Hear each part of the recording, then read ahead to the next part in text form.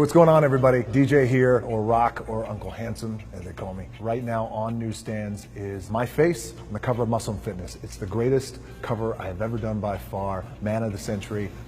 My personal history with Muscle & Fitness goes way back. My dad was a professional wrestler. He would always go to these hardcore gyms, him and his fellow pro wrestlers, Tony Atlas, Ivan Putski, Paul Orndorff, Hulk Hogan. I would just hang out and I would read his bodybuilding magazines.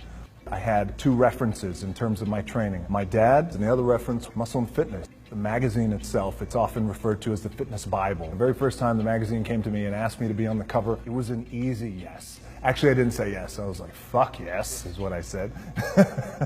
At that time, I had just broken into the world of Hollywood. It was an honor for me to do it.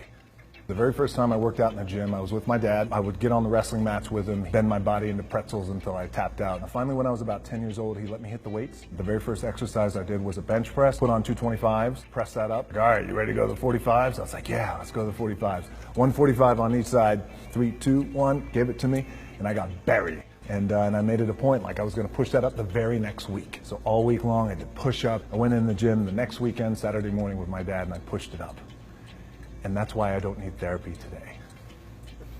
Being the man of the century for Muscle & Fitness, it's an honor. It's not a right just because you become a star. I've had the opportunity of being on every magazine cover in the world. We've had amazing shots, Rolling Stone, GQ, Details, Esquire. To be man of the century for Muscle & Fitness is by far the best cover, the greatest thing that's ever happened. So when I was 13 years old, we got evicted out of my place, out of our little apartment in Hawaii. I had no place to sleep, but I knew at that time the men in my life who I aspired to be were all these men who went to the gym, who were on the cover of Muscle & Fitness, by the way. Arnold, Chuck Norris, Clint Eastwood, you name it. I'm very grateful, and I hope I do the magazine proud. Meeting Joe Weider was an honor. He was all things that I had hoped him to be.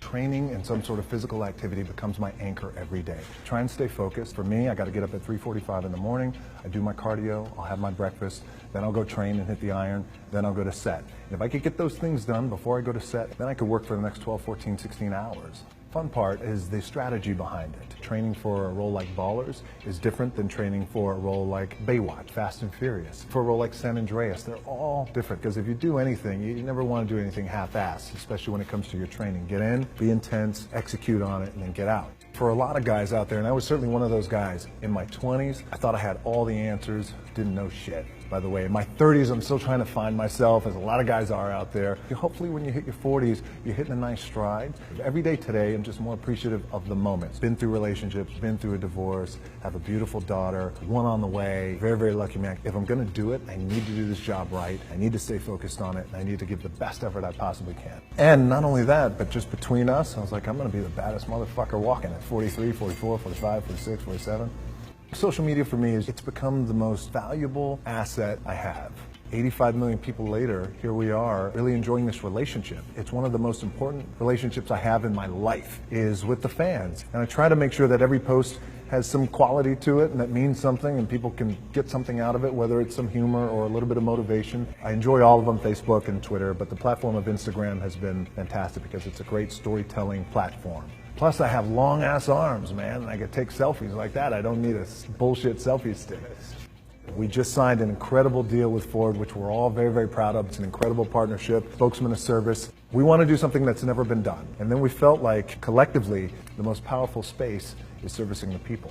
And plus, Ford has been in my DNA since I was 15 years old. I am honored. It's an amazing issue. Pick it up. It's iconic. It's historic. And I'm on the cover. And thank you.